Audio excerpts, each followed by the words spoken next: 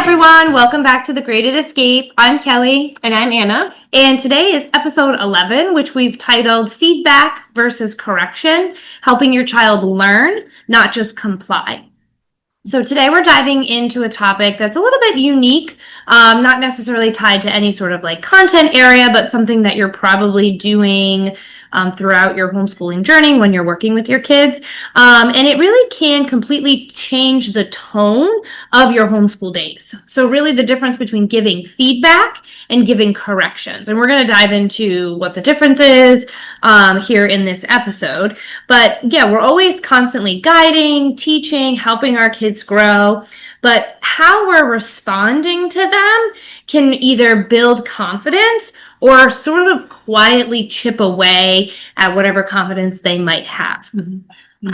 So we're going to answer some questions like, is there a difference between pointing out mistakes and offering meaningful feedback? How can we encourage our kids to improve without discouraging them? That's one that I kind of struggle with. So we're really looking at practical ways that you can take with you to shift from simply correcting to giving meaningful feedback that strengthens skills, helps kids be more confident, deepens understanding, and then also nurtures that love of learning, which is really the whole reason why we started homeschooling. Yeah. And I'd say that, this topic we thought was important because it's easy for parents, actually even teachers too, in the classroom to sort of blur the lines between correcting mistakes and guiding the learning. Because obviously there's times that you do need to make a correction, but there's a lot of times that you can use feedback to guide the learning in a different way, which we'll get into. And the way that you respond to the errors that your child makes really does impact, like you mentioned, their motivation, their confidence, their love of learning. So in this episode, we're really going to try to nail down, like, what is the difference between giving correction versus giving meaningful feedback? Why a correction can sometimes backfire, especially if you're using them all the time, or you're in an emotional state with your child and you're, working through something. It's very easy to give corrections, and your tone of voice can really make or break that correction. But how powerful feedback is, and how it really does promote a lot of growth. And just some practical tips for you as a homeschooling parent to sort of make that shift if you're looking to do less, oh, this is wrong, try that one again, and more of having a conversation with your kid, or using feedback questions you might have for them to look at their work, things like that, to sort of help guide them in finding their own errors or mistakes, and just not if you feel like you're discouraging them or not doing it the best way possible. Here's some more options for you and ways to correct and give feedback. Right. Yeah, if you find that your child is really unreceptive, I'm not sure if that's a word, but not receptive to your input. When you're working together, they're very resistant, like they don't want to show you their work, or they don't, no, it's fine.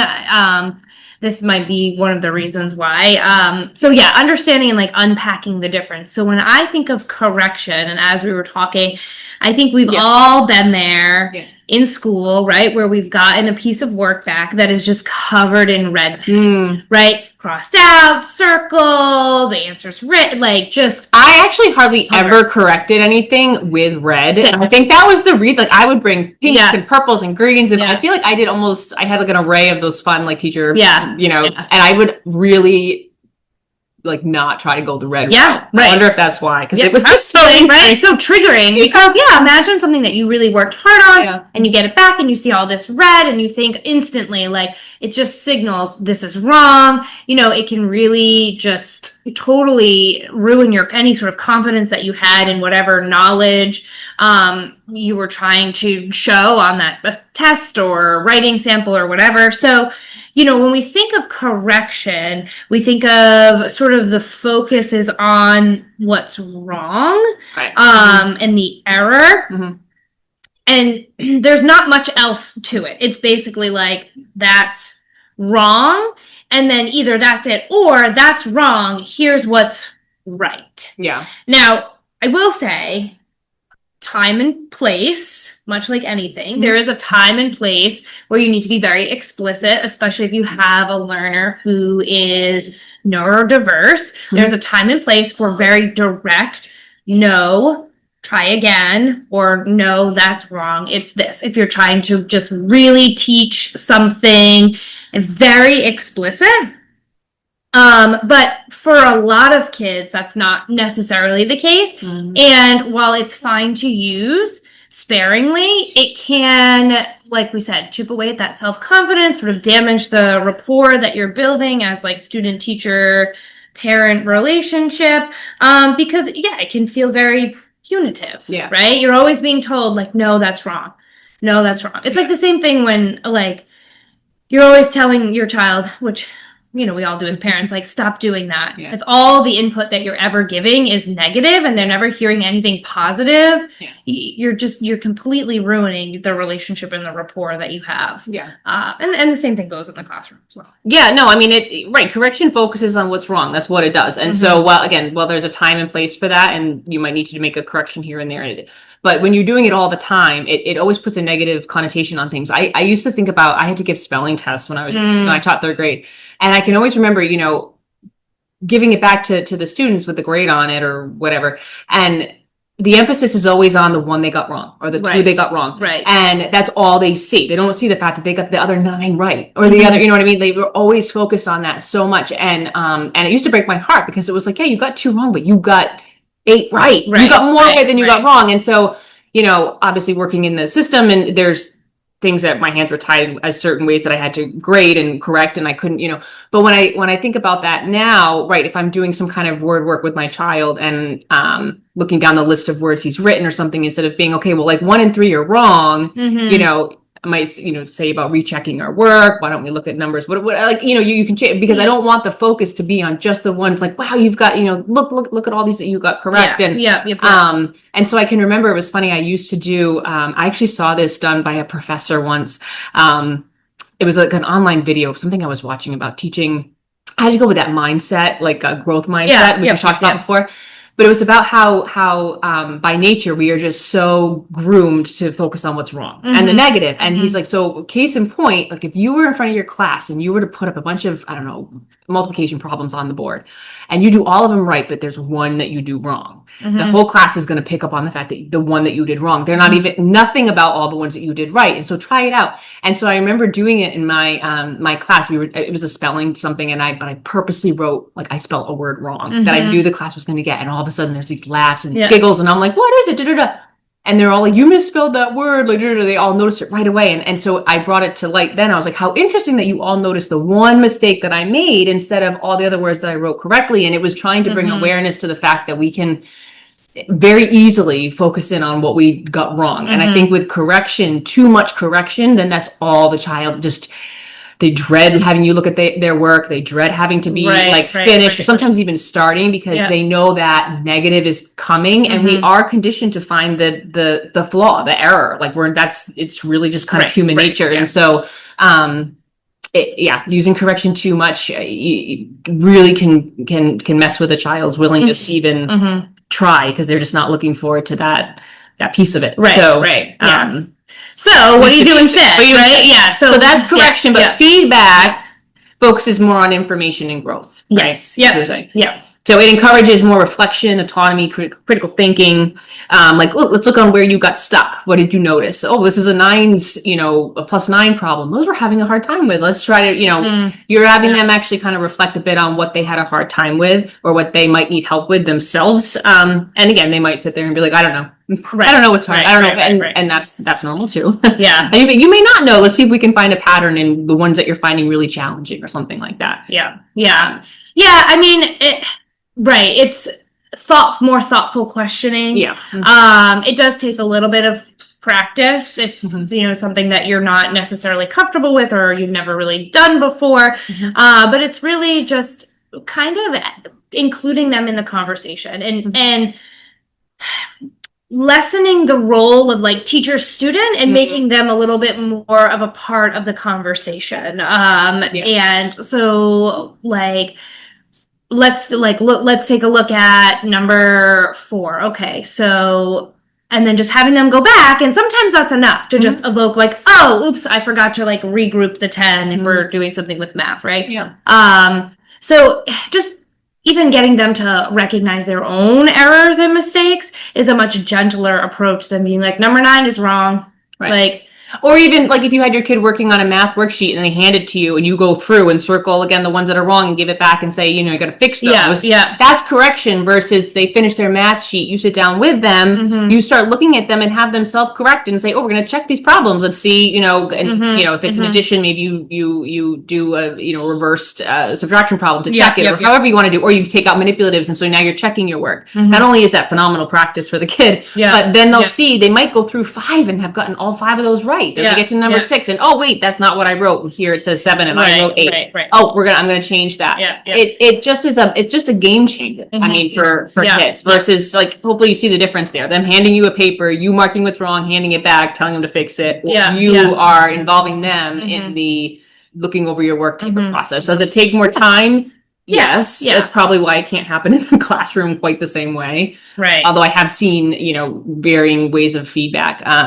Math is also, we've spoken about math in particular, but we can talk about other subjects too, how you get feedback. But it looks very different and it feels very different, and it may be more labor intensive and time intensive. But and even your timing too, like in the math example, if you're sitting and your child is, and again, it lends itself nicely to homeschool, right? Because as they're working, you can, if you see them sort of make an error in the moment, you can be like, oh, so tell me what's going on here. Right. You know what I mean? Like, tell me, well, hold on, what are you, what's like, what's that? And again, it lends itself to some conversation. Tell me what, you know, I like to use like the tell me what you're thinking or that kind of thing. So like the timing is a little bit different too. It's sort of within, you know, the lesson as opposed to at the end, always at the end. Right.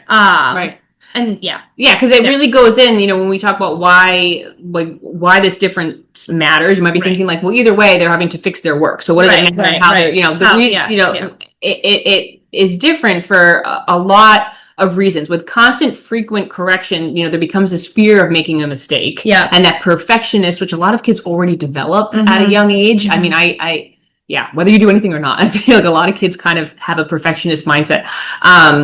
That frequent correction can just make that even worse, whereas more feedback might lead to more curiosity or resilience and self-motivation because they're thinking through their mistakes or they're learning. Also telling them like they're wrong. Like I can remember sometimes with either students or even my own kids now, like when they do something incorrectly and then they get down on themselves about it or whatever, or annoyed that they haven't learned something fast enough or whatever. And it's sort of like, well, if you knew everything, we wouldn't be doing this, you know, like why would you be, you know, this whole point is that you're supposed to make mistakes, but yet when you've got a correction model where that's all you do, mistakes are bad. It's sort of seeing like, you know, the mistakes can lead to further growth. And you can preach that to kids all you want, but unless you practice that, they don't see that. They see that mistakes are bad. I get a red mark. I have to work harder. That's how you see it. If it's always correction. So it kind of goes, there's like a growth mindset, which is more of giving feedback versus a performance mindset. That's where you get things like performance anxiety. They're already anticipating the wrong problems that they're gonna solve incorrectly before they've even tried, you know, and that's not where you want to be. And I think we talked a little bit about the growth mindset in one of the episodes, but just this idea of like mistakes is how you grow when you learn, right? Like the brain is not a static thing; it's always changing, and that's how you change your brain, is by making mistakes and getting feedback and trying again. And there's nothing wrong with that. That's sort of what you should be doing. I always like to say, when my kids get upset about making mistakes or like not knowing how to do something like right away, I'm always like, well, you didn't know how to ride a bike right away, or like you didn't know how to tie your shoe. And for whatever reason, that just, it makes more sense to them in that context. But when it comes to something related to academics, it feels like, no, I should know this right away. I should just, or we did one lesson on it, so now I should know how to do it exactly right. But just encouraging. There's actually a really good book that I had left over. It's called The Girl Who Never Made Mistakes. All about the girl who she's in the talent show. Oh my gosh, okay, so funny. I used to read that at the beginning of my 3rd grade year, and it came with these like wonderful questions that I used to put around the room, and they would have to pick 3 of them to answer. I used to have these conversation stations we used to read that every year, and that was it was to set the stage for the fact that if you never make mistakes, you never try anything. And it's such a great, so funny, such a good book. I used it with my like I think it was. And it's funny, she juggles, remember, she drops everything because the salt makes the hamster. Spoiler alert. Sorry. It's really funny. No, but it's funny and it is engaging. It is. I still have that book. Cute. Yeah, we have it too. The Girl Who Never Made Mistakes. Never Made Mistakes. I can put a link to it in here, but it is a really good one. And I remember thinking it was a great place. It's a good book to start, even like if you're taking a break from homeschooling over the summer and you're starting back in the fall or whatever, and you've got an early childhood or elementary, just to kind of give that,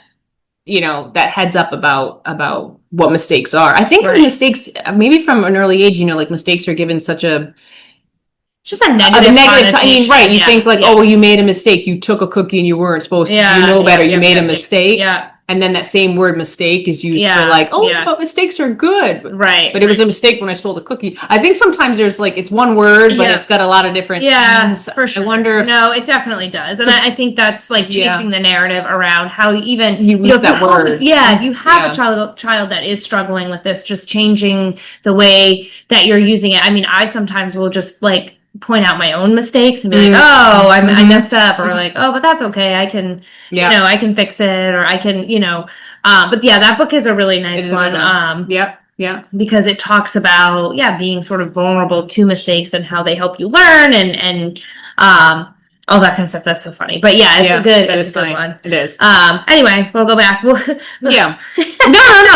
veered off, but that's okay. But that is great. So giving, now we've talked a lot about what the feedback is. Now, how do you give it? How do you deliver it? What does that look like? So, one way you want to offer, it's almost like that trick. I don't know if you ever heard this trick. I don't remember who told me this trick. But if you're a parent that's going to a teacher conference, maybe you'll see the teacher doing this, and it usually is for a reason. It's like when you give like two positives before you deliver the negative news. So it's like, I can remember, like if there was something negative or something challenging I had to discuss with a parent about a student, you don't start with that. You start with like, talking about some of the highlights or some of the things that their child's really excelling at, because you want to deliver the harsher news after having kind of given some good, I mean, kind of, yeah. But, and it did usually, because now they're already hearing some great things about their kid, and now they have to hear some, challenges that we're having or things that they need to be aware of as well. And so I would always deliver it. So it's kind of a similar thing when you give feedback, right? So if you're looking at, say your child's doing writing and they're working on, stretching their sentence. So they're trying to put in more details, maybe an adjective or a verb. So instead of it's just there's a black cat, it's like, ooh, there's a spooky black cat who's walking down the haunted street. They're trying to make it longer. So rather than, them writing something and it's too short, they haven't used any of the stuff that you've sort of taught them about. Yeah. Rather than saying something like, where are the verbs? Where are the adjectives? Like, that's too short. You can deliver feedback with something like, what a great start to that, that sentence. I love the character of the cat. I love that you already told me that the cat's black. I'm trying to picture in my mind though, where that cat is going. Do you think we could add that into the sentence?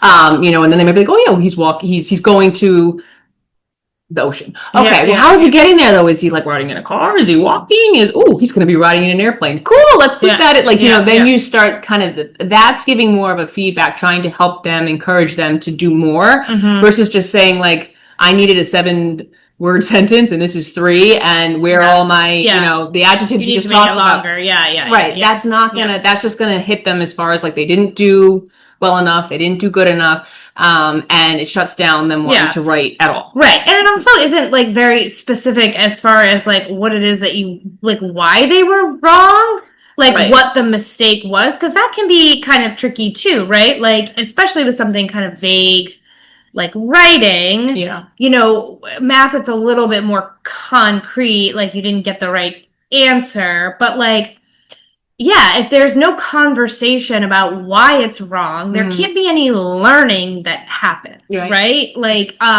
so thinking of it that way, that like your child's sort of errors are guiding your learning. It's information for you as their teacher, to figure out, okay, where am I going from here? Like they didn't stretch their sentence, right? Like, okay, why? Is this because they weren't motivated, like my child, to stretch the sentence? Or is it, no, they really they're afraid of spelling something wrong, or they needed a little more help in brainstorming. And that's where that feedback, comes in, and you can just very easily be like, oh yeah, I'm trying to, like Anna said, like I'm trying to picture, what kind of fur does the cat have? You know, is it like... And you can work a correction into feedback as well. So like an example with like that, the writing one that we've just given, you know, you could also say something like giving more of the correction of saying like, oh, I know that we really want to put an adjective in here. We really want to put a verb and we don't have that yet. So how could we like, okay, well the correction is, because if the assignment has a specific sort of thing like that and you know you need to include it, you can kind of deliver the correction that these we have to add. But it's, again, it's the tone of voice, it's the conversational way you're doing it, it's the encouraging way that you're doing it versus just saying like, well, there's no adjective and there's no verb, so we got to like, put it in somewhere. It changes the whole thing. And I would, oh no, go ahead. No, go ahead. I was just gonna say, it's also really important to focus more on what the work is versus the kid. Yeah. So like and oh gosh, I've seen even I've seen this just way too many times. But when you're saying to a child sometimes like, oh, you're so smart, you know, that's not, I mean, that's a nice thing to say to a child. But if you're saying that after they've just done something correct, then the immediate thought they have when they do something incorrect or a mistake is that they're dumb. They're not smart because they're only smart when they get it. And it's like, no, you're smart all the time. So, but more focus on the process of what they're doing.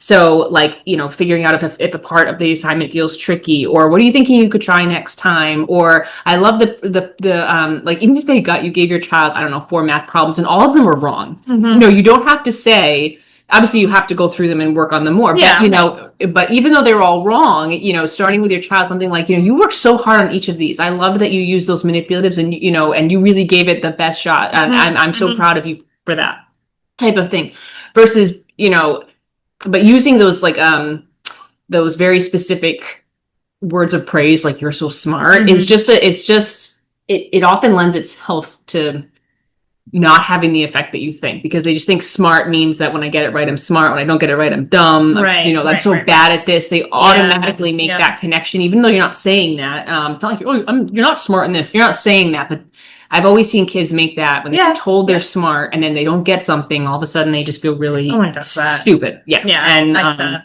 so, right. And so you just really need to, I would say, just encourage that you're focusing on the assignment or the activity, not necessarily the individual child as far as like praising them. You might be praising the work they're doing, their effort, but not necessarily like ingrained into like making a statement about their moral character or whatever. Like separate. Right. They're not the same. And that's the other part of the growth mindset that I really like is that, if we teach our kids that using this growth mindset, that you don't know how to do it yet. Like it's not, you weren't born with this really smart brain and now you know everything that there is to know because your brain is so smart, or like you're born with a really dumb brain and so you can't learn anything. No, you can start off really struggling with something and then learn how to do it, right? Like you can pick up a new skill when you're in your 30s or 40s and learn how to do it really well. Like it's just this idea of I don't know how to do it yet.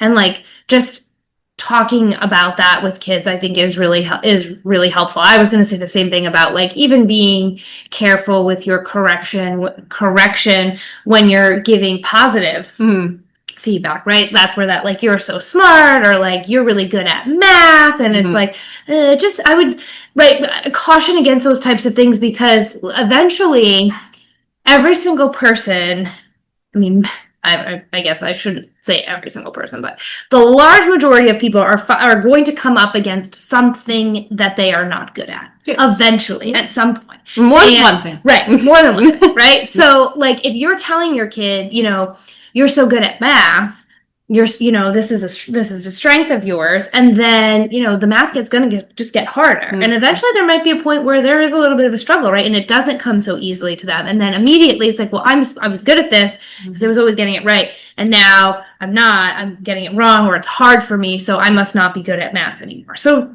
and that's a sweeping generalization, right? So just changing some of the language a little bit and focusing, more on like the learning process. I saw that was hard for you, but I liked how you kept trying. Right. Let's go back and look at it together.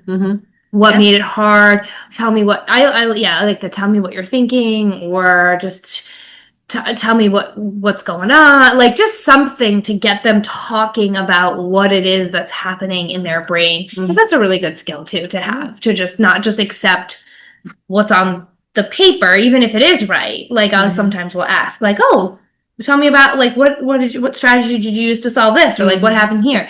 And getting kids to talk it through and talk about it, even when they are right. So they get used to feedback. It doesn't necessarily signal like, oh, this is wrong, right? Because that's the other thing. If you start to give feedback, this used to kind of happen in the classroom, right? You would like come up against a kid and, you're looking at their work, and then you kind of crouch down. And as soon as you crouch down, it's like they know that like, something is wrong. They messed up on something, and now they don't want to hear it, or they totally shut down. What did I do wrong? Just tell me the one that I got wrong. Owen would probably do something like that. He would be one to just be like, just tell me which one is wrong and I'll do it. So like getting them comfortable with you asking about questions, even if they are correct. Tell me about how did you solve this one? Right.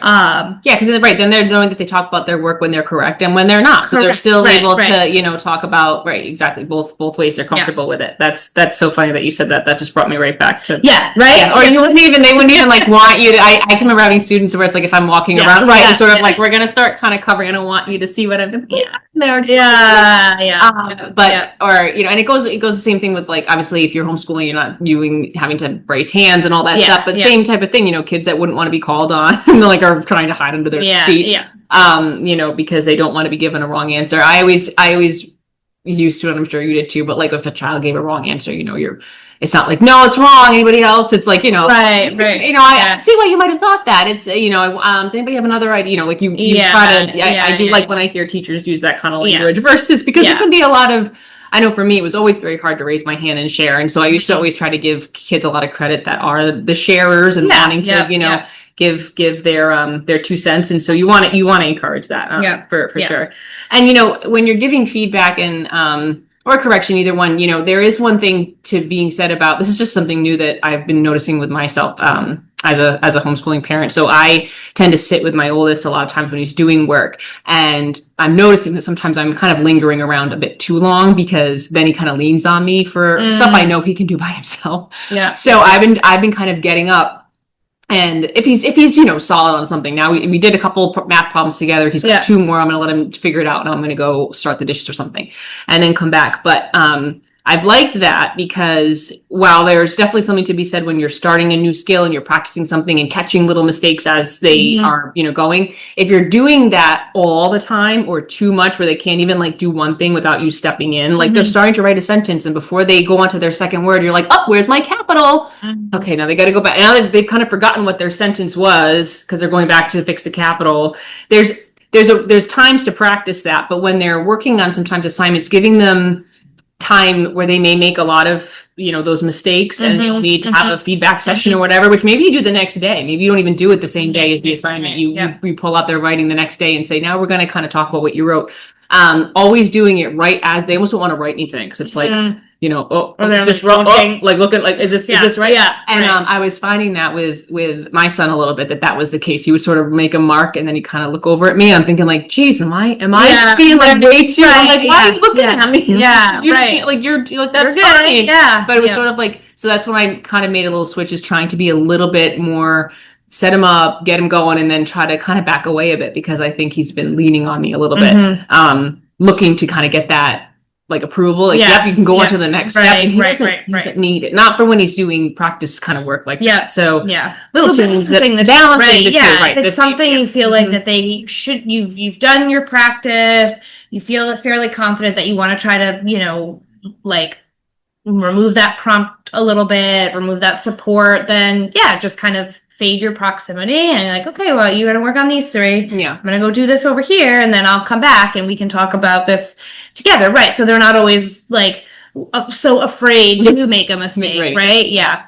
I will interrupt. Well, depending on what it is that we're doing, if we're doing some sort of like thing tied to pinwheels and we're sticking capital letters, and it's like a copy work, like it's a caution or a common word, and we're sticking capital letters, I will just erase it. I will, like, that is not the point of today's episode at all. It probably right. goes against everything that we're saying, Yeah. but that's the time when correction make a is sort of corrective. just like, okay, we've talked about this Yeah, ad nauseum. we're gonna nip it now, right? but, Like yeah. this is just a habit that we need to, especially when we're doing copy work, Yeah. which is a very specific thing, you know, and there's not a whole lot of thought required other than Copying I need it to correctly, copy this yeah. correctly. Yeah. That is the point of the lesson. Yeah. And so, you know, if it's a draft of a writing sample, I'm not going in and erasing capital letters, right? There's a time and place for that. So also kind of keeping that in mind as well as you're giving your correction or your feedback, right? What is my overall purpose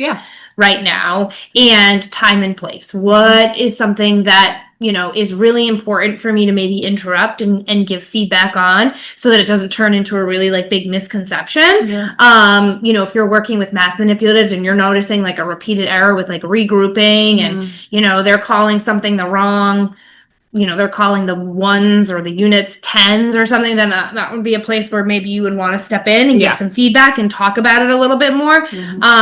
But yeah, if they're trying to work on something independent and the goal of the lesson isn't, you know, copy work as far as, you know, spelling words correctly, it's just getting your ideas down on paper, then that's, you know, it's not the time. You can have that conversation once all of their ideas are on paper. So just kind of being a little bit thoughtful too about, what's the goal of my lesson? And is this feedback helping the child grow in that, towards that goal? Or is it just like interrupting the process? Yeah, no, sometimes you kind of just want to get a rush through the worksheet and be like, okay, just like these last three, let's just look at them again, let's just fix them, whatever. But it's like, are you doing that to help them understand the math concept, or you just kind of want to get the worksheet finished and the last three correct? Right. Gotta think about it. I also love the use of visual and written cues as well, like feedback cues. So I know like you do sometimes, I think you had said with writing, it's like a stoplight. Oh yeah. So like, you know, you can look up like, I don't know, cues for writing or math review or whatever. And there's a lot of pictorial things you could have out, but like that traffic light is a really good one that I've seen in writing. I used to have one that was similar that I would put up on the board during like writing time for third graders. And it was just kind of a reminder. You don't even have to verbally say, like if they're finished writing something and you want them to go through and edit it, you just point to the traffic light, which reminds them of the 3 stops they need to make along the way before they hand in the assignment or something.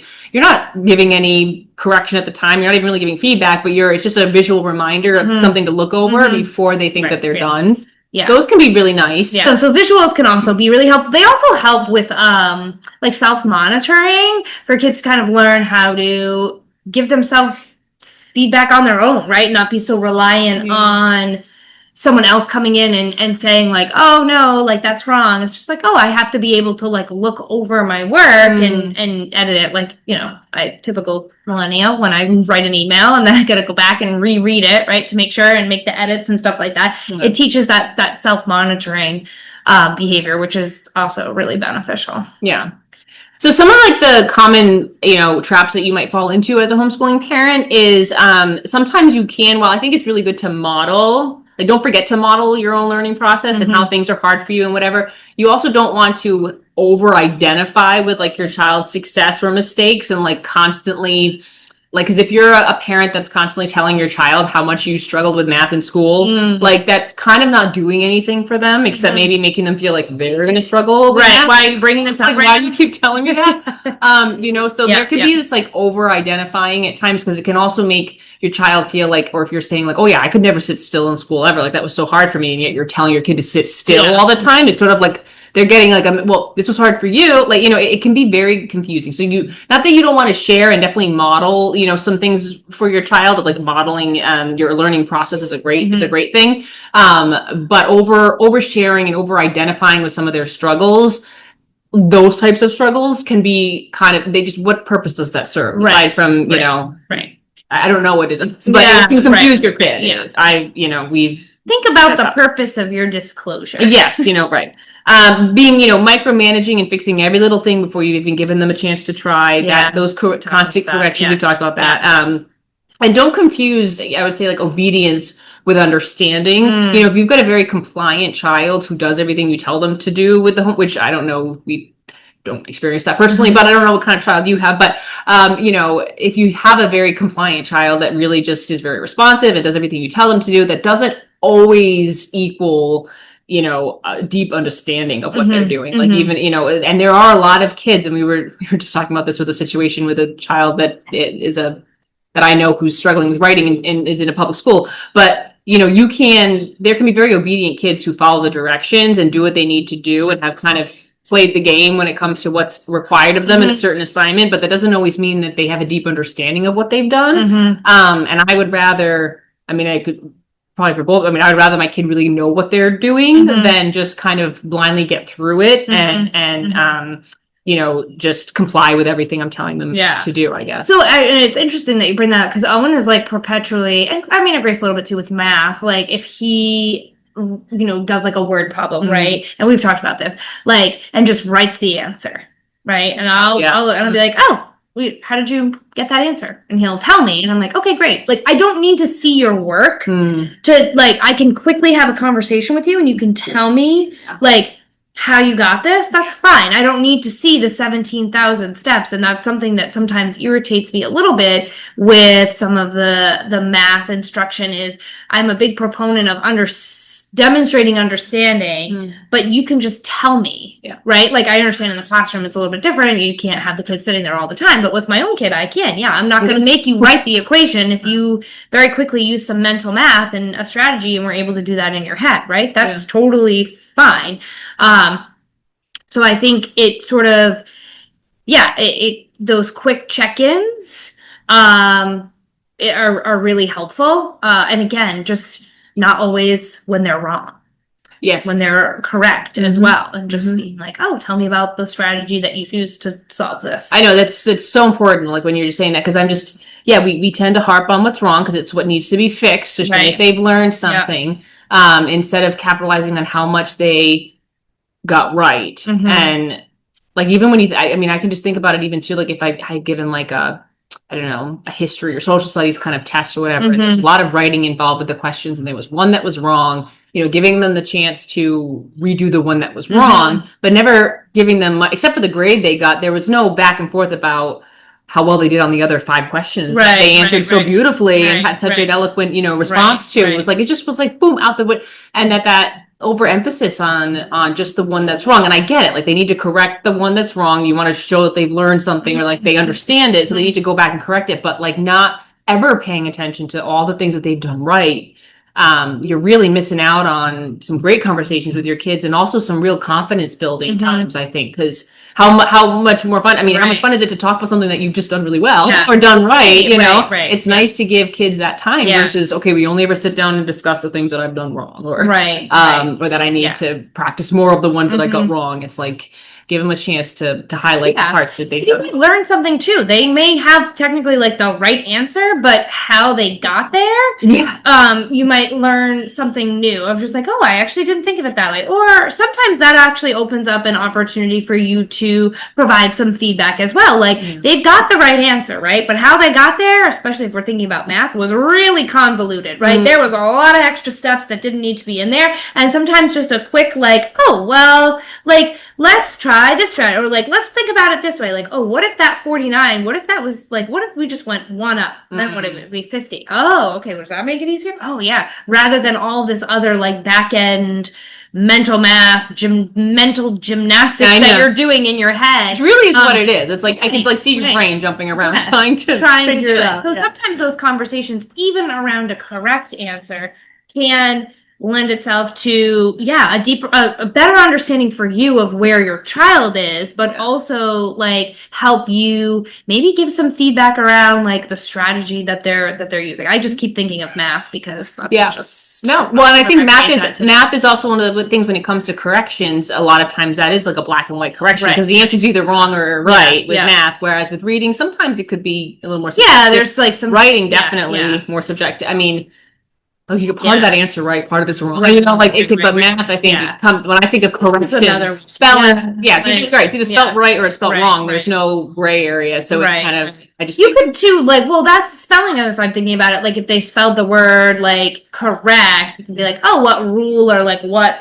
like what rule are we looking at here? Or how did you know that ends in a CK instead of a K? And if they're like, I just guessed. Or like, I saw it in my book, then you know, like, well, we've talked about like our smack dab after a short vowel, whatever it is. Yeah. Then you know, all right, well, they really got it. But they're not really internalizing the rule as to why. So then again, it's like, all right, well, down the road, you know, we can maybe need to review this a little bit more. Maybe we need to use words that are maybe a little bit more challenging or some nonsense words, right? That's where I would go. Like, if they're so reliant on, you know, that's like Grace. She knows that it doesn't look right and doesn't, and just remembers how things are spelled. But if I gave a nonsense word, that would really test, do you know this rule in the absence of any real context? And again, like, what's the big deal? But anyway, you can find some opportunities to have those conversations, whether the answer is right or wrong. Yeah. So I think, you know, hopefully the practical takeaways really from this is that generally I would say use feedback first if you can, or that should be your go-to is feedback. It shouldn't be an immediate, you know, correction. Or if you're feeling like you're doing a lot of correction, I also think take a minute, because the times that I give the most correction, I tend to be in kind of a bad mood, or I'm really frustrated, or I'm really whatever. I'm much more likely to be like, oh my gosh, like, let's just, like, 3 is wrong. Like, 3 is wrong. We gotta erase it, we do it. Like, have we talked about? Yeah. So if you're in that mindset, you're like, okay, but maybe that's why I'm giving so much correction. That can definitely be it. But, you know, pausing and thinking about what your child needs most in that moment. And a lot of times it is, you know, feedback and that ongoing dialogue. And like you had said, it's not always just this one and done type of thing. When you've opened up this is how we look at our work. This is how we, you know, we talk about it, that when we do it right, when we do it wrong, whatever. It's, it lends itself to this kind of ongoing conversation. It's not a judgment thing. Like, you know, I'm judging you on how, like, I remember that too. Like, I had a couple students with certain things when I taught 5th grade writing, and, you know, they would do these essays, and, you know, I was required to use a rubric and give a letter grade, and some, you know, some kids were very excited to get theirs back, and others I knew worked really hard. And I would always give a lot of written feedback on essays that, you know, I really would, because even if I couldn't give the letter grade based off the rubric that I knew they were going to be happy with. Like, they might be getting a C, and I knew they were not going to take that well, but a lot of the essay was really great, and I wanted them to, you know, so I would write a lot of really positive things on it. But, like, I can always see that, like, just judgment. Right. Like, oh my gosh, does she feel like, does she think I'm a bad writer? And I used to, and I do think that this lends itself when you know, if you're, my experience, because I was primarily in private school, is slightly different when it comes to, you know, even class sizes and whatever. And there was definitely times that I had writing conferences with students, and so we could have those conversations. I'm thankful for that, and being in that arena. I think that's a lot less common in a public school, because a public school teacher literally can't, or has the time. I mean, doesn't have the time, based off the class size alone. But that judgment piece was always just, I'm not judging you. I know. It's like, I have to give this grade. Right. But, you know, I just, you don't want your child to feel judged by you. No. And I think too, when it's something like that, like writing, or if I'm even thinking about like taking feedback outside of the realm of academic work, but just thinking about, like, you know, if your child is getting hung up on, like, I made a mistake, or I'm bad at this, kind of flipping it back and being like, okay, so what do you want? What do you want to do about it? Right? Change that or something. What can we do? Like, how can we, you know, is that your goal? Like, is that something you want to work on? Because how often, like, if a kid's like, I'm bad at basketball. Like, I'm not good. I can't make any shots. How often is that then they just avoid it, right? They just don't do it. But if my kids say something like that, I'm always like, oh, well, you know, do you want to, like, be good at basketball, or do you want to, like, learn how to make some shots? And then it's usually like, I don't know. Or like, it's like, okay, so what can we do? What do we need to do to be able to do? You can't do it yet. And then that's usually when, like, the shoe tying, or the, you know, or I'll use, like, the learning to walk. That's a good example too. Like, you didn't come as a baby out knowing how to walk. You had to learn, right? You fell down a bunch. You didn't get it right away, right? So just kind of using that frame of reference. So if it's something that whenever kids say, I'm not good at this, it always, like, just sends up, like, a red flag in my head, as far as, like, okay, why are you bringing this up? And yeah, even if they say something like, oh, I am really good at it, or like Owen will say, again, I don't know where this comes from, but like, oh, I'm really smart, or like, Mom, I'm really smart, right? And I'm like, oh, well, why do you think that? You know what I mean? Like, she's gonna give me therapy or something. Like, my mom never said I was smart. What does he say when you? He says like, oh, I know a lot of facts. It's all true stuff. Or like, it's all true. Mm. Reads a lot. Yeah, I read a lot. Yeah, just usually it's I know a lot of facts about, and then facts about with this, and I'm like, yeah, you do. Yeah. And that's kind of like I try really hard to avoid this whole, I'm really smart, but kids, they just naturally pick it up. So I mean, even thinking about giving feedback on all things, not necessarily academic, because we do as homeschoolers have the opportunity to see our kids across so many different things. It's not just academic, social situation, sibling rivalry or whatever. How could we have handled this better, next time when this comes up again or whatever. Yeah. So I think feedback generally, I like to say that feedback often builds thinkers, whereas sometimes just a rote correction, sometimes it's just like compliance, like I just gotta fix this type of thing. And I do think as homeschoolers, you're in a unique situation to really lead a lot of your teaching through feedback. Whereas I think kids that are in regular, that are in the system for school, correction is you can lead with feedback. Kids that are in regular school, correction is going to be the one that's received the most because of just the nature of it. There's just not, and that's not a diss to teachers or whatever. It's just, I understand it has to be that way. They're going to be corrected much more often than they're going to be given the chance to have a meaningful conversation with feedback from the teacher. So you really are in a great setup to do that and lead with these kinds of feedback conversations to sort of correct, because you are ultimately trying to correct, but you're doing it through the use of feedback and deepening their understanding and their learning. So so encourage, we're just encouraging of that. And hopefully by this point, you've got a pretty clear understanding of what the difference is between a correction and what feedback looks like. So I guess as we wrap up today's episode, just remember that your goal in homeschooling isn't, perfection, it's growth. And that, again, that's often supported more through feedback than it is correction. We always want to try to make our kids be in an environment where they feel safe and encouraged, and they are learning a lot, and they are young. And if you think about sometimes, how do you take correction? I think a lot of adults don't take correction so well. And so your kids are like, no wonder kids can get really, I think sometimes of kids I've had in my classroom that I would have considered kind of the hardest to manage or whatever. You probably definitely in the work you've done, but they were corrected all the time. All the time. And no wonder by probably the 10th correction that day, they had just had it and their behavior was through the roof because it was all they felt was correction. And thinking back, I can just see vivid examples of that. And it was nobody wants to be corrected that much. Exactly, right. And it just perpetuates this, these thoughts of I'm a bad kid, or I'm not good enough. I'll never learn this. I can't do it, or I can't, I can't sit still in my chair because every 5 seconds my teacher is telling me to sit down and go sit down, It does, and for whatever reason, I don't know what research is out there. I'm sure there's some, where our brains just seem to be hardwired to.